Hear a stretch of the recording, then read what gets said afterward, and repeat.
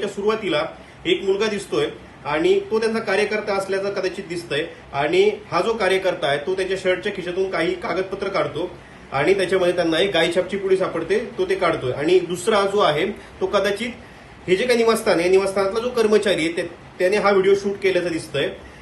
तो काढतोय आणि ज्यावेळेस तो काढून तो शर्ट लटकवला जातोय तिथे एक बेडवर एक महिला हिरव्या रंगाच्या जे काही याच्यात आहे ते बसलेली दिसते. दुसऱ्या बाजूला दारूच्या बाटल्या, बिअरच्या बाटल्या पडलेल्या दिसत आहेत, जेवणाचं ताट दिसतंय ज्याच्यामध्ये मटन चिकन ठेवलेलं दिसतंय आणि वरच्या बाजूला बेडवर नरहरी झिरवळ बसलेले दिसत आहेत.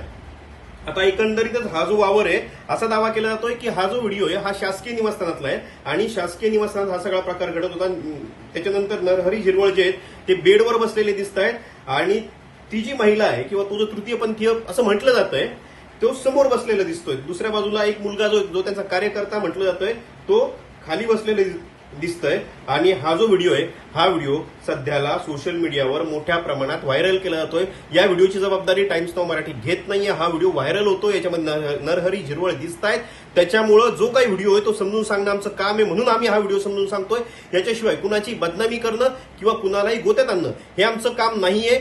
मात्र हा जो व्हिडिओ आहे हा व्हिडिओ वादग्रस्त आहे. याच्यामध्ये सगळं जे काही दिसतंय, जे स्ट्रक्चर दिसतंय ते शासकीय निवासस्थानातलं असल्याचं बोललं जातंय आणि हा व्हिडिओ सध्याला व्हायरल केला जातोय.